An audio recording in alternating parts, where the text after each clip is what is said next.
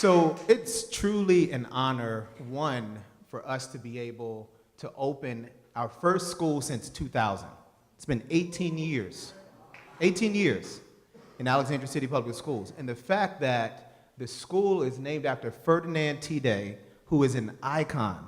He is literally an icon for this community. You know, one, and this is just a personal story, Mr. Day has paved the way for me to stand here today.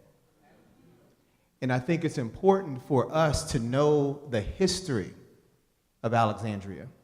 The fact that there were many African Americans who stood out and were willing to sacrifice not only their reputation, but their careers so that we can be here today. And I had the pleasure of speaking with Mr. Day before I left to go to Ohio. And Mr. Day, it took a little time for me to get an appointment with him because he was an advisor to everybody, right? It took me a couple of years to finally get to sit down with Mr. Day.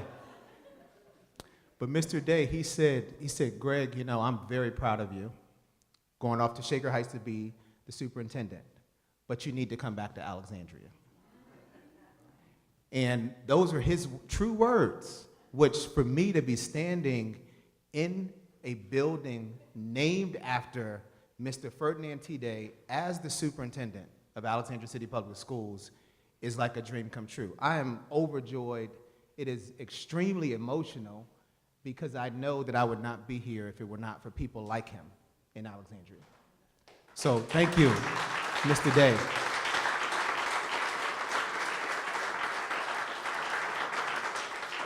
So I'm supposed to talk a little bit about Mr. Day's life, right? I'm not going to read the bio, so I'm going to just give you all some tidbits about Mr. Day. If you don't know Mr. Day, he was appointed to the Alexandria City School Board just 10 years after the landmark Brown v. Board of Education. He was the first African American to be elected the board chair of any public school board in the entire Commonwealth of Virginia. So not in Alexandria, we're talking about in the entire Commonwealth. That's huge, that is significant. 10 years after Brown v. Board of Education, so we're talking the 60s. It's a big deal. He has been known for his role in integrating the Alexandria City Public Schools. And if you don't know anything about our history, and this is something I've been talking to a lot of people about, there's a book called Building the Federal Schoolhouse. Thank you to Dr. Berlin for sharing it with Mignon Anthony, who shared it with me. And I think that was thanks to Justin, Justin Wilson, right? And first off, when Mignon told me about the book, I'm like, I'm from Alexandria. How do I not know about this book? And as I'm on chapter 5 right now. When do I have time? I've only been here 60 days, all right? I'm trying to catch up on my reading, but I know, this is my summer reading assignment. I try to get a chapter in a week. But one thing about the history that it talks about some of the challenges that we had during that time. And it was because of a person like Mr. Day who was able to move our trajectory into integration for all of our schools. Like that could not have been possible without his leadership, without his guidance, without, you know, his strength and his tenacity to be able to come out and really lead the Alexandria City Public Schools at that time. And to know that the decision that he made to be a part of our board led to us now having, you know, 25% of our teachers are African American, which is, you know, it could be better, right? But we didn't have any teaching in integrated schools or teaching any, you know, white children in the city of Alexandria when Mr. Day was on the board. Mr. Day, he had to literally travel, and he shared this story with me. He told me about his whole life. I talked to him for almost 2 hours the day that I met with him. So I was like, it was worth it waiting for 2 years, right, to talk to him, because that was a lot of time for him to give me. And he shared that he literally had to walk from Alexandria to Washington, D.C., because we did not provide a high school education for African Americans in this city. Look at who we are today. We have 118 countries represented. 120 different languages that are spoken by students in Alexandria City Public Schools. So we talk about, what Mr. Day did, back in the 60s. That decision that he made has now impacted many children's lives today. So we're very grateful. I also want to share that he was born in 1918, which, when you think he would have been 100 years old. 1918. And he was born right here in Alexandria. So he's homegrown, literally. He went to Parker Gray School through 8th grade. And then, as I said, he went to Washington, D.C. to finish his high school career. He went on to earn his bachelor's degree in geography and history. And because he was unable to teach in Alexandria, because he was African American, he joined the federal government and retired from the Department of State as a Foreign Service Reserve officer. Mr. Day, he worked tirelessly to effect positive change at the community state levels. He volunteered for the National Association for the Advancement of Colored People, NAACP, and the Urban League before joining the Alexandria City School Board. He later served as the vice chair of the Virginia State Boards of Community Colleges, and in 1985, he was selected by the Secretary of Education to assist in the continued implementation of desegregation in higher education. So when we talk about a legacy of not only excellence, but being a contributor to the world of education, he is the epitome of that.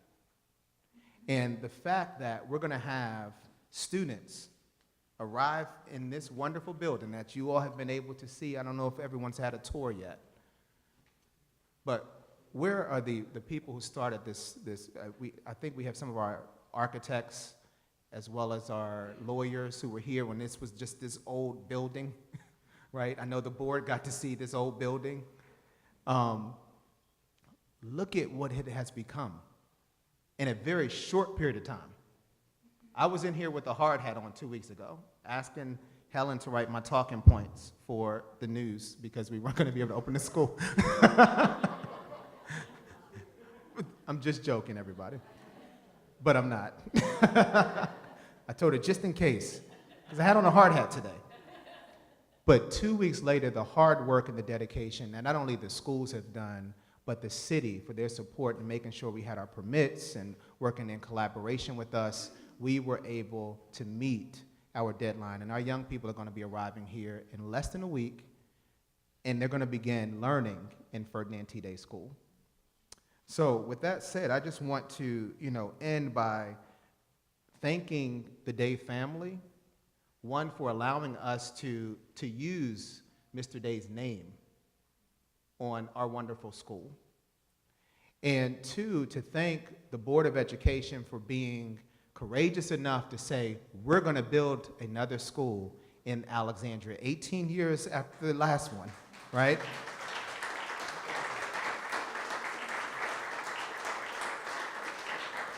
And also thank you to a city that said, we're going to make sure that this happens. This is an example of city and schools working together to make a product like this. And I can tell you all, if we can keep this going in the city of Alexandria, this collaboration, this making sure that people who have contributed to our history, that we make sure we honor them and we do what's right for the future, sky's the limit. So I hope we will remember this day, because there will be future schools, right? Our capacity is growing, if you don't know. It is growing. But it's an innovative approach like this, taking an office building to make it a school, which makes it a huge gem. And I'm honored to serve this wonderful community as the superintendent. I'm even more honored to be able to say welcome to Ferdinand T. Day. So at this time, I would like for our city manager, Mr. Mark Jinks, to share some words with you all. But thank you.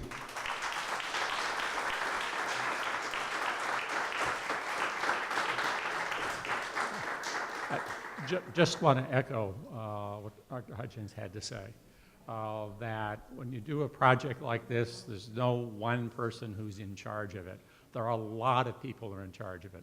And sometimes they don't have the kind of the same viewpoints when they start out, or they have different ideas on how to get things done. But at the end of the day, you got to get there. And as I've said to city staff, you know, they aren't school kids and kids in our programs. They're kids that live in the city. And therefore, we have to look at the kids in the schools just like they're our constituents on the city side. So when our bureaucracies are kind of trying to figure out how to work together and solve problems, the issue is we're trying to solve the problem for the children in our community.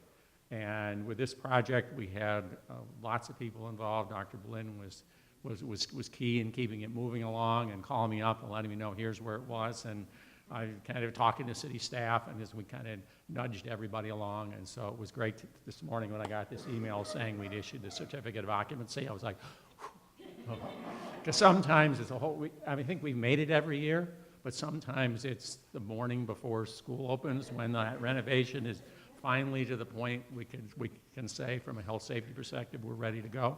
So that was good news this morning, and I would agree, Dr. Hutchins, this is a good model going forward.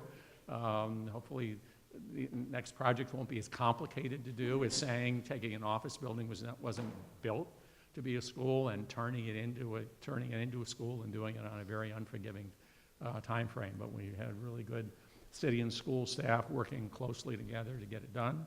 And this is building 1, and we're working on building 2 over Patrick Henry, and then we've got more to come. So, and with that, there's one person who's going to speak who's not on the agenda, and I am the honor of introducing him, and that's Mac. Where are you? Why don't you come over here? Has a few words to say from former Congressman Moran.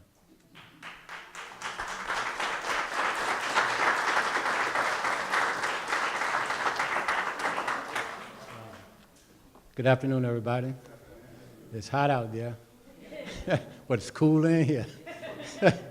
You know, what a wonderful day. Privilege and honor, Gwen, to give me this few minutes as well.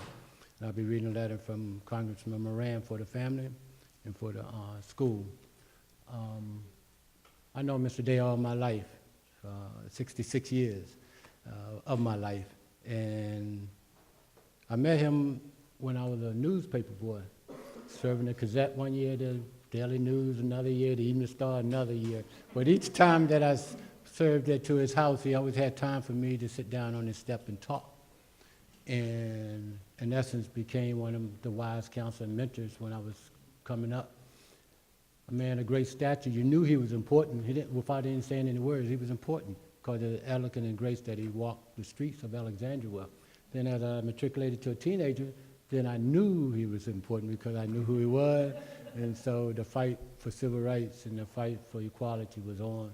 And so being the children of the march during that time, he would say to us all the time, don't tear up the city, but make your point. Don't tear up the city, but make your point.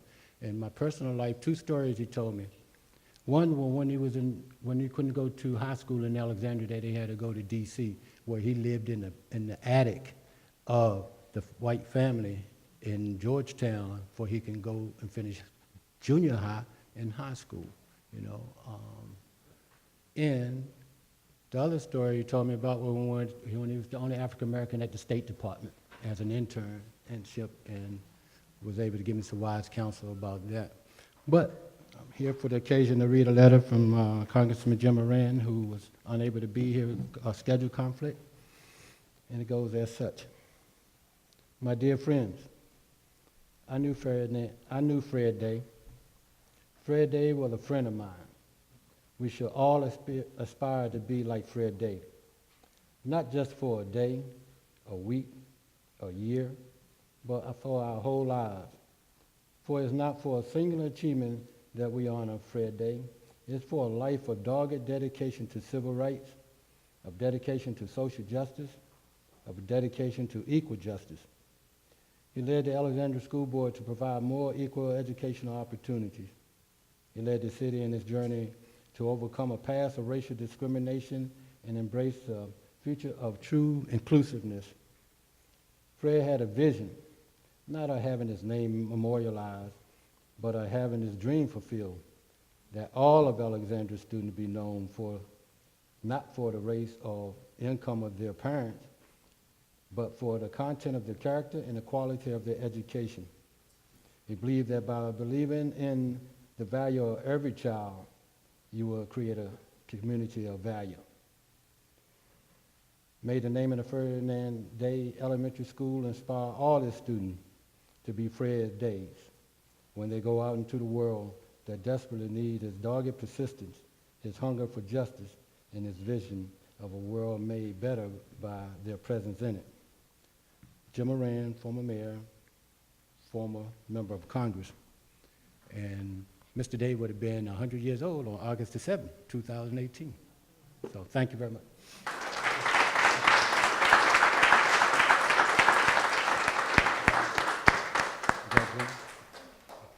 I got so emotional up here, I forgot to do the honors. Trying to keep it together.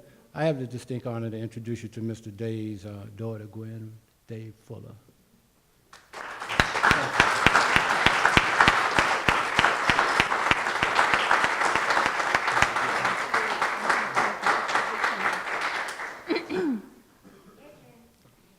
First of all, once again, thank you all, each and every one of you, for being here.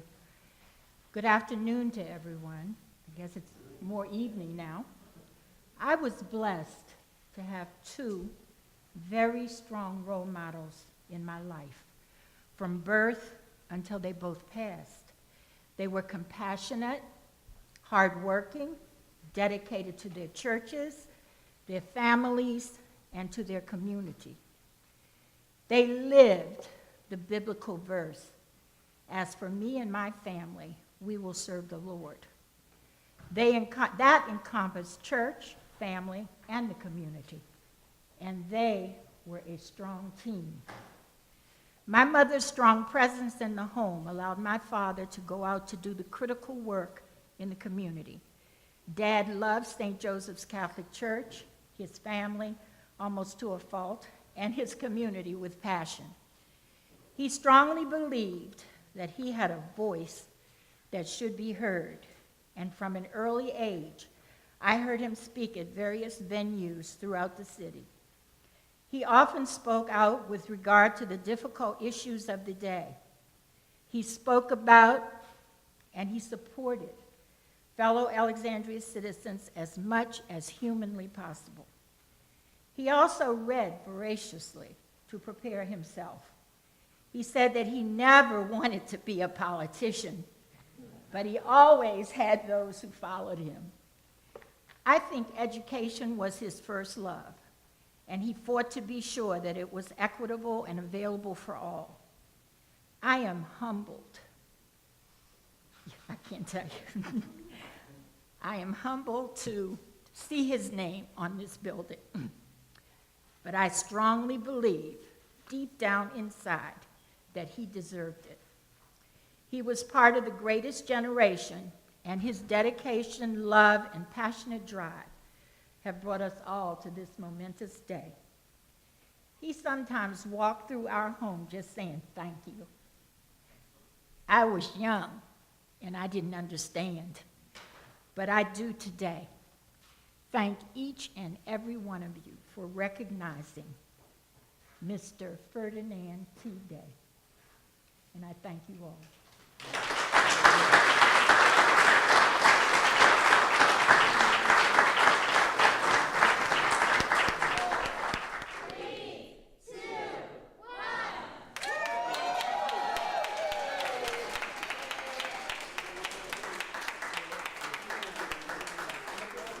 We do have a principal and assistant principal here today. You all can come on up front.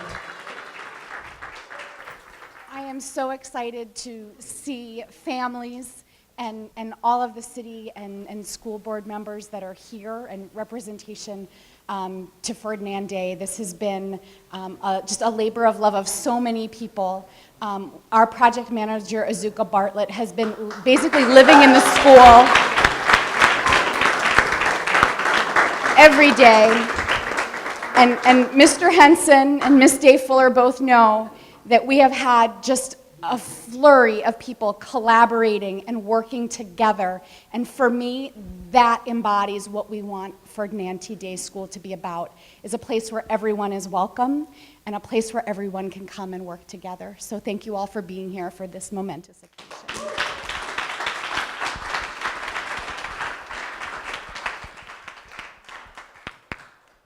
Okay, now the program is over, right? Let's mingle, cake, food.